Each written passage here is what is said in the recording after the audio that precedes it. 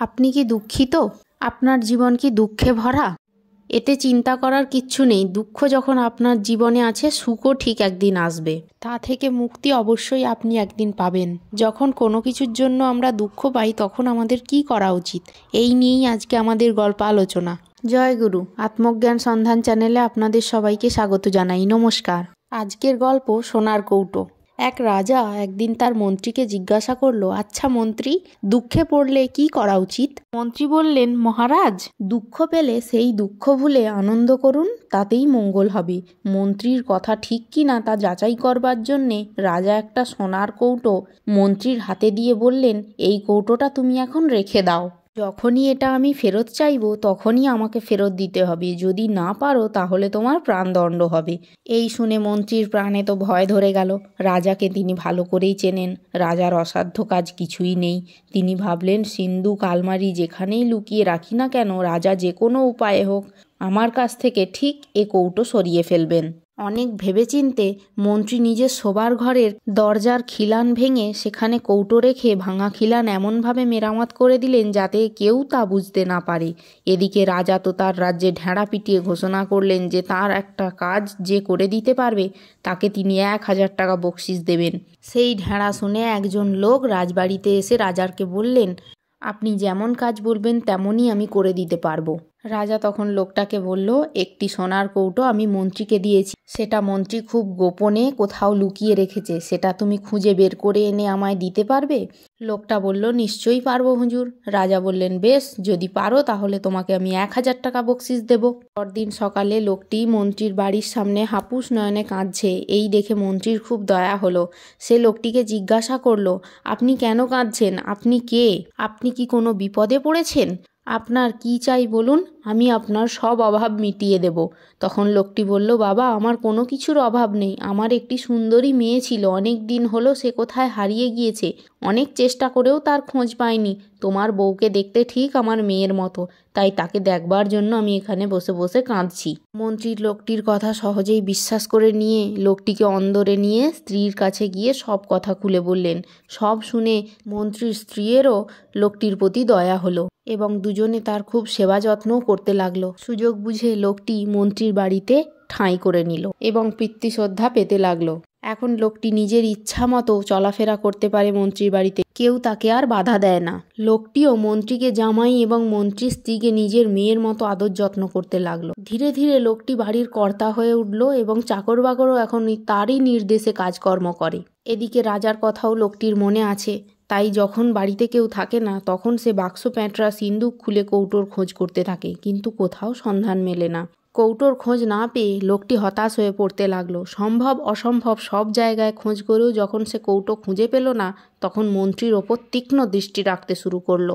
সে তখন লক্ষ্য করলো যে মন্ত্রী যখনই নিজের শোবার ঘর থেকে বাইরে যায় তখনই মন্ত্রী দরজার খিলানের দিকে লক্ষ্য করতে থাকেন। আবার শোবার ঘরে ঢুকে প্রথমেই তিনি সেই দিকে চেয়ে থাকেন। তখনই লোকটির সন্দেহ হলো এই খিলানের মধ্যেই হয়তো মন্ত্রী কৌটোটা গেঁথে রেখেছেন। একদিন মন্ত্রী তার স্ত্রীকে নিয়ে রাজবাড়িতে গিয়েছেন। সেই ফাঁকে সুযোগ বুঝে লোকটি খিলান ভেঙেই দেখে, আরে এই তো সোনার কৌটো। অমনি সে কৌটো নিয়ে কাউকে কিচ্ছু না বলে মন্ত্রীর বাড়ি থেকে পালিয়ে যায় রাজার কাছে। রাজার কাছে সে কৌটো দিয়ে বকশিস নিয়ে বিদায় হয়। এদিকে মন্ত্রী বাড়ি ফিরে দেখে সর্বনাশ, খিলান ভাঙা কৌটো সমেত লোকটি উধাও হয়েছে। তখন তার আর বুঝতে বাকি রইল না যে রাজাই পাঠিয়েছিলেন কৌটো চুরি করে আনতে। মন্ত্রীর তো চিন্তা হয়ে গেল, রাজা এবার কৌটো ফেরত চাইবেন, দিতে না পারলে মৃত্যু অবধারিত। মন্ত্রী কি করবেন ভেবে পেলেন না। রাজা জানেন মন্ত্রীও খুব চালাক, যেখানেই তিনি কৌটো রাখুন না কেন মন্ত্রী ঠিকই আবার বের করে নেবে। এই ভেবে কৌটোটা তিনি দিঘির জলে ফেলে দিলেন। একটি বড় রুই মাছ সঙ্গে সঙ্গে কৌটোটা গিলে ফেলল। রাজা সাথে সাথে মন্ত্রীকে ডেকে পাঠিয়ে বললেন, এবার আমার কৌটো ফেরত দাও। মন্ত্রী বললেন, মহারাজ, কৌটো আমার কাছে নেই, আমি তো দিতে পারবো না। রাজা বললেন, তবে মৃত্যুর জন্য প্রস্তুত হও। মন্ত্রী বললেন, মহারাজের আদেশ শিরোধার্য, তবে মহারাজের কাছে আমার একটা নিবেদন আছে, আমাকে 7টা দিন সময় দিন। এই 7টা দিন আমি ভগবানকে ডাকবো। রাজা 7 দিনের সময় মন্ত্রীকে দিলেন। মৃত্যু নিশ্চিত জেনেও মন্ত্রী এক সদ্গুরুর কাছে গিয়ে বললেন, বাবা, আমার 7 দিন বাদে মৃত্যু হবে, শেষ সময়ে আপনি আমাকে কিছু সদ উপদেশ দিন। সদ্গুরু বললেন, তুমি দুঃখ করো না, বিপদ এসেছে তাতে তুমি কাতর হয়েও না, বিষণ্ণ হয়েও না, আনন্দ করো, কেবল আনন্দ করো। সদ্গুরুর কথা শুনে মন্ত্রী নিজের নিজের বাড়িতে উৎসবের আয়োজন করলেন। দান ধ্যান যাত্রা কথকতা, লোকজনের আনাগোনা, মন্ত্রীর বাড়ি গম গম করতে লাগলো। শহরের লোক অবাক হয়ে মন্ত্রীর কাণ্ড কারখানা দেখছে আর বলছে, উৎসবের কারণ কি মন্ত্রী? মন্ত্রী দুহাত ভরে তখন খরচা করছেন। যে যা জিনিস নিয়ে আসছে তিনি দ্বিগুণ দাম দিয়ে কিনে নিচ্ছেন। উৎসবে এই বিপুল কর্মব্যস্ততার মধ্যে দিয়ে মন্ত্রীর আজ মৃত্যু চিন্তা করবার অবসর মিলল না।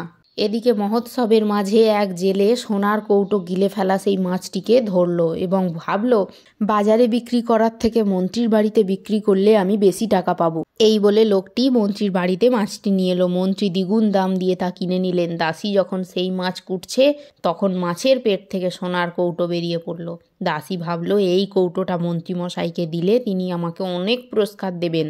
সত্যই তিনি দাসীকে অনেক পুরস্কার দিয়ে কৌটোটা নিজের জামার পকেটে রেখে দিলেন।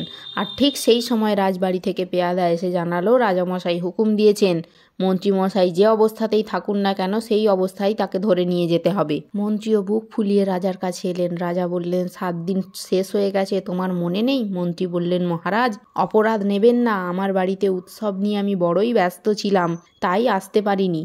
মহারাজ বললেন, এক্ষুনি আমার কৌটোটা ফেরত দাও। অমনি মন্ত্রী পকেট থেকে বের করে রাজার হাতে দিয়ে দিলেন। রাজা তো অবাক। রাজা জিজ্ঞাসা করলেন, এ কৌটো তুমি কোথায় পেলে? তখন মন্ত্রী বললেন, আমি আনন্দে মেতেছিলাম বলেই এ কৌটো আমার হাতে এসেছে। আমি জানতাম আপনার দেওয়া প্রাণদণ্ডে আমি মৃত্যুবরণ করব, তাই বৃথা দুঃখ না করে আমি উৎসবের আয়োজন করেছিলাম। যদি শুধু দুঃখ করেই দিন কাটাতাম, আনন্দে ডুবে না যেতাম, তাহলে এই কৌটোটা আমি পেতাম না।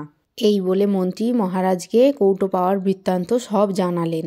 মহারাজ, আমি তো আপনাকে বলেছিলাম দুঃখের সময় আনন্দ করুন, সব দুঃখ ঘুচে যাবে। এখন বুঝে দেখুন কথাটা সত্যি কিনা। সামান্য এই কথাটা আপনাকে বোঝাবার জন্য আমাকে এত কষ্ট পোয়াতে হলো। সংসারে থাকতে গেলে দুঃখ ভোগ করতেই হবে। দুঃখের হাত থেকে কেউ নিষ্কৃতি পাবে না, কিন্তু দুঃখ দেখা দিলে শোকে যদি মুহ্যমান হয়ে পড়ি তাতে কোনো লাভ হবে না, তাতে আরও দুঃখ বেড়ে যায়। সেই সন্তাপে ইন্দ্রিয় মন একেবারে শুকিয়ে যেতে থাকে, তাতে শরীরেও বিভিন্ন রোগ দেখা দেয়। মহাজনেরা তাই উপদেশ দেন, দুঃখের মধ্যেও আনন্দে থাকবার চেষ্টা করো। দুঃখ আপনা আপনিই সরে যাবে। ঘরে যেমন আলো জ্বালালে আপনিই অন্ধকার কেটে যায়, অতএব সর্বদা দুঃখের মধ্যেই আনন্দটাকে আমাদের খুঁজে নিতে হবে। যেমন রাত কেটে গেলে ভোর হয়, তেমন দুঃখ কেটে গেলে সুখের দেখা মিলবে। ধন্যবাদ।